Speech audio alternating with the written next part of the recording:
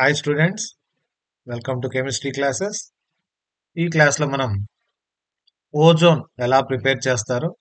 Ozone అనేది C2H4 ఈథేన్తో, potassium హైడ్రేట్తో, mercury, lead sulphide, nitrogen oxide and సిల్వర్తో ఎలా రియాక్ట్ అవుతుంది అనేది చూడబోతున్నాం. మోస్ట్ ఇంపార్టెంట్, ఇది 8 మార్క్స్ క్వశ్చన్.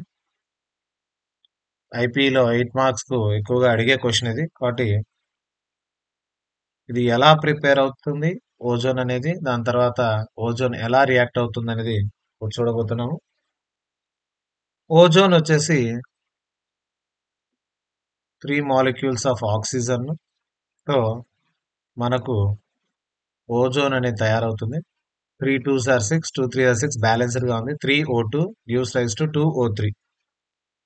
సో హీట్ ఎంత అంటే plus 142 kilo joule per mole.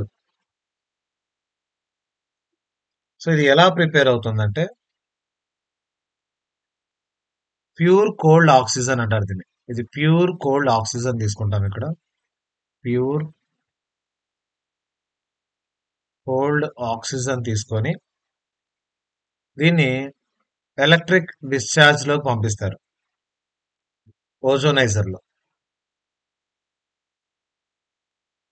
So ఓజోనైజర్ లోని ఎలక్ట్రిక్ డిశ్చార్జ్ లో పంపిస్తే అప్పుడు మనకి ఏం ఫామ్ అవుతుందంటే ఓజోన్ ఫామ్ అవుతుంది. సో ఈ రియాక్షన్ వేయాలి. Pure cold oxygen is subjected to silent electrical discharge in ozonizer. Silent electrical discharge in ozonizer to give ozone. Ozone అనేది ఫామ్ అవుతుంది. సో ఇక రియాక్షన్స్ కనుక చూసినట్లయితే మనం ఓజోన్ తో రియాక్షన్స్ అడిగాడు. ఫస్ట్ క్వశ్చన్ ఏమడిగాడంటే ozone reacts with C2H4. C2H4 అంటే ఇథిలిన్. ఓజోన్ తీసుకుందాం, O3 reacts with ethylene. C2H4 కదా. C2H4 ఏం రాసుకోవచ్చు అంటే CH2 డబల్ బాండ్ CH2 రాసుకోవచ్చు, C2H4. సో ఇది ఇథిలిన్.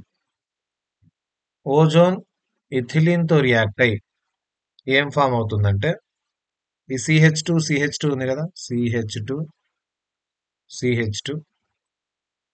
ఇక్కడ ఉండే డబల్ బాండ్స్ ఏమైతాయంటే స్ప్లిట్ అయిపోయి ఓజోన్ రియాక్ట్ అవుతుంది. ఇక్కడ వచ్చి ఓజోన్, ఒక ఆక్సిజన్ ఇక్కడ, oxygen 3 oxygens, 1 2 3. So 2 hydrogen bonds, ఒక ఆక్సిజన్ బాండ్ ఇక్కడ 2 హైడ్రోజన్, ఆక్సిజన్ 4 బాండ్స్. సి చుట్టూ, కార్బన్ చుట్టూ 4 బాండ్స్ ఫామ్ అవుతాయి. సో CH2 O3 వచ్చేసి ఈ విధంగా బాండ్ ఫామ్ చేస్తుంది. దీన్ని ఏమని పిలుస్తామంటే మనం ఇథిలీన్. O3 వచ్చి దీని రియాక్ట్ అయింది కాబట్టి ఓజోనాయిడ్ అంటాం. సో రియాక్షన్ అయిన తర్వాత వచ్చిన ప్రోడక్ట్ ఏమంటే ethylene ozonide. CH2 double bond break అయిపోయి సింగిల్ బాండ్స్ అయిపోయి 3 ఓజోన్స్ రియాక్ట్ అవుతాయి. మీరు గమనించినట్లయితే కార్బన్ కు ఇక్కడ హైడ్రోజన్ 2 బాండ్స్, ఇదొకటి మొత్తం 4 బాండ్స్. కార్బన్ ఇక్కడ 2 బాండ్స్, 3 4 బాండ్స్ ఈక్వల్ గా వచ్చేసింది. సో దీని పేరు ఏం పేరు? Ethylene ozonide. CH2 double bond CH2 break అయిపోయి ఓజోన్ తో రియాక్ట్ అయ్యి ఇథిలీన్ ఓజోనాయిడ్ ఫామ్ అయింది. Ozone reacts with ethylene to form ethylene ozonide. తర్వాత సెకండ్ క్వశ్చన్. సెకండ్ ఏమడిగాడు ఇక్కడ? పొటాషియం అయోడైడ్ తో కలిస్తే ఏమవుతుంది? Ozone reacts with potassium iodide. So potassium iodide తో రియాక్ట్ అయితే ఏమవుతుందంటే, ఇది పొటాషియం అయోడైడ్ తో రియాక్ట్ అయ్యేటప్పుడు ఏం చేయాలంటే వాటర్ కూడా యాడ్ చేయాల్సి వస్తుంది. ఓజోన్ పొటాషియం అయోడైడ్ తో కలిసేటప్పుడు వాటర్ యాడ్ చేస్తే ఏమవుతుందంటే పొటాషియం హైడ్రాక్సైడ్ సపరేట్ అయిపోతుంది. పొటాషియం OH ఉంది కదా ఇక్కడ, KOH. సో 2 హైడ్రోజన్లు ఉన్నాయి. సో 2 ఇక్కడ పెట్టేస్తాను బ్యాలెన్స్ చేయడానికి. ఇక్కడ కూడా 2 పెట్టుకుంటే 2 పొటాషియమ్స్, 2 హైడ్రోజన్, ఒక ఆక్సిజన్ ఇక్కడ ఉండే ఒక ఆక్సిజన్. ఇక రిమైనింగ్ ఏముంటుంది? అయోడిన్లు 2 ఉంటాయి. I2 ఇక్కడ 3లో ఇక్కడ 2 అయిపోయాయి కాబట్టి ఇక్కడ 1 ఉంది. 1 + 1 2 ఆక్సిజన్స్ ఉంటాయి. సో టోటల్ బ్యాలెన్స్ లేదో చూడండి. 3 + 1 4 ఆక్సిజన్స్ లో ఇక్కడ 2 ఇక్కడ 2 అయోడిన్ 2 అయోడిన్స్ 2 పొటాషియమ్స్ 2 హైడ్రోజన్స్ 2 అంతా బ్యాలెన్స్ అయిపోయింది. So ozone reacts with potassium iodide. Ozone ఏమైంది? పొటాషియం అయోడైడ్ తో రియాక్ట్ అయి పొటాషియం హైడ్రాక్సైడ్ ను ఫామ్ చేసింది ప్లస్ ఆక్సిజన్ అయోడిన్. సో ఇది సెకండ్ది. నెక్స్ట్ థర్డ్ క్వశ్చన్ ఏమి అడిగాడు ఇక్కడ? Ozone reacts with lead sulphide PbS. So థర్డ్ది మెర్క్యూరీ. ఫస్ట్ మెర్క్యూరీ చూద్దాం, తర్వాత lead sulphide. Hg means mercury. So ozone మెర్క్యూరీతో రియాక్ట్ అయితే సో ఈ రియాక్షన్ ఏం చేయాలి మనం? ఓజోన్ అంటే O3 రాసుకుంటాం. రియాక్షన్ వచ్చేసి C2H4 అన్నాడు కాబట్టి CH2 double bond CH2 C2H4 అవుతుంది ఇథిలిన్. సో ఈ కార్బన్లకు ఏమవుతుందంటే ఈ ఆక్సిజన్ లింక్ అయిపోయి 3 ఆక్సిజన్స్ ఇథిలిన్ ఓజోనైడ్ ఫామ్ అవుతుంది. ఇక్కడ O3 వచ్చేసి దేంతో రియాక్ట్ అవుతుంది? ఓజోన్ అనేది పొటాషియం అయోడైడ్ తో రియాక్ట్ అయ్యి పొటాషియం హైడ్రాక్సైడ్ ఫామ్ చేయాలి కాబట్టి వాటర్ యాడ్ చేస్తాం. ఇక్కడ potassium hydroxide iodine oxygen release అవుతాయి. ఇక ఓజోన్ మెర్క్యూరీతో రియాక్ట్ అయినప్పుడు ఏమవుతుంది? సో మెర్క్యూరీతో రియాక్ట్ అయితే ఏమవుతుందంటే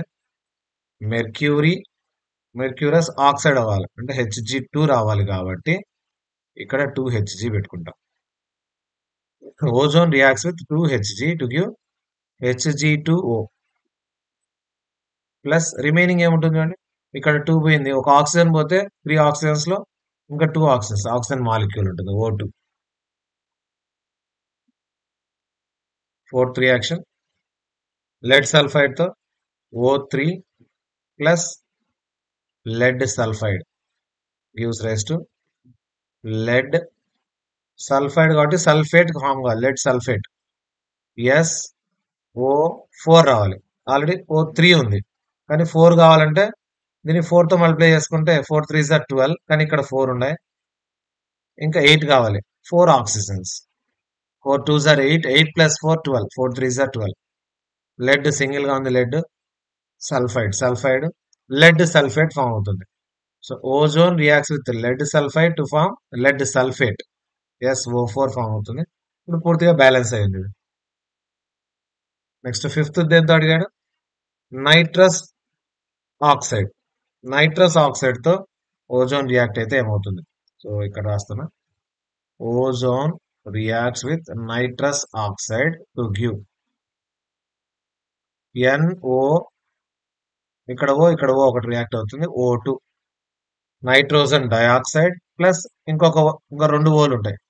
3 + 1 4 ఆక్సిజన్స్ 2 + 2 4 సరిపోయింది.